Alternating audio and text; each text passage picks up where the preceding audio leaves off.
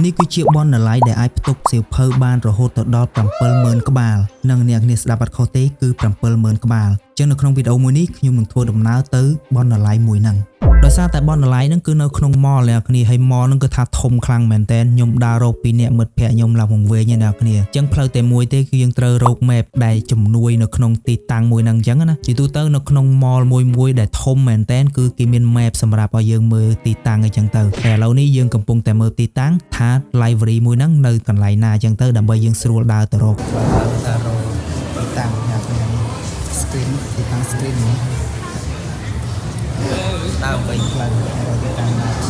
បាទបន្ទាប់ពីយើងរកទីតាំងឃើញហើយអ្នកទាំងគ្នាឥឡូវយើងបានមកដល់ហើយអ្នកគ្នាគឺថាមនុស្សច្រើនខ្លាំងមែនតើហើយជាពិសេសគឺសិតតែជនបរទេសតែម្ដងអ្នកគ្នាហើយសម្រាប់សៀវភៅវិញគឺថាមានច្រើនខ្លាំងមែនតើអញ្ចឹងអ្នកដែលគាត់ចូលចិត្តអានសៀវភៅប្រភេទណាក៏មានដែរអ្នកគ្នាដូចខ្ញុំបានប្រាប់ពីខាងដើមអញ្ចឹងគឺ 70000 ក្បាលអ្នកទាំងគ្នាគឺមិនតិចទេអញ្ចឹងប្រភេទសៀវភៅបែបណាក៏មាននៅក្នុងនេះដែរអញ្ចឹងអ្នកដែលគាត់ចូលចិត្តអានសៀវភៅគឺថាត្រូវខ្លាំងមែនតើប៉ុន្តែខ្ញុំចាប់អារម្មណ៍មួយគឺថាជនបរទេសមកនេះគឺមិនសូវចាប់អារម្មណ៍នឹងអានសៀវភៅទេ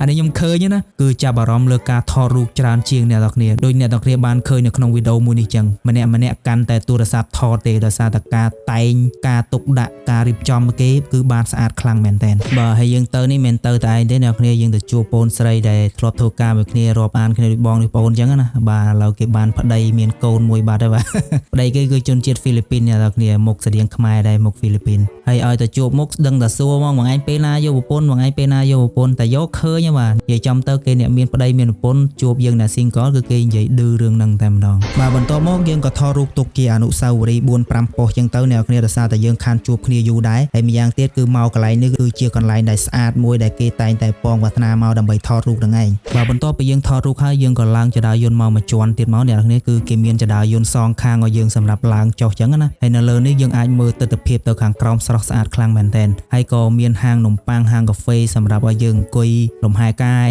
អង្គុយនិយាយគ្នាលេងអង្គុយអានសៀវភៅអីទៅតាមចំណង់ចំណូលចិត្តភ្ញៀវដែលគាត់មកទស្សនានៅហ្នឹងអញ្ចឹងណាបើបន្ទាប់ពីយើងដើរមើលឆ្អែតឆ្អន់ហើយយើងមកចូលហាងកាហ្វេដាក់កាហ្វេម្នាក់មួយកែវនិយាយគ្នាលេងអញ្ចឹងទៅដោយសារតែយើងបែកគ្នាយូរខានជួបគ្នាយូរដែរអញ្ចឹងអ្នកនរគ្នាអញ្ចឹងវីដេអូខ្លីៗមានតែប៉ុណ្្នឹងទេអ្នកនរគ្នាជួបគ្នានៅវីដេអូក្រោយទៀតហើយបើសិនអ្នកនរគ្នាពេញចិត្តវីដេអូរបស់ខ្ញុំកុំភ្លេចជួយ like follow page របស់ខ្ញុំម្នាក់មួយផងគឺ page ថ្មីអ្នកនរគ្នាpage ចាស់នោះគឺលេងដំណើរការអ្នកនរគ្នាគឺផុសលេងឡើង view អីចឹងជួយ follow page ថ្មីរបស់ខ្ញុំម្នាក់មួយផងជួបគ្នានៅវីដេអូក្រោយទៀតបាយ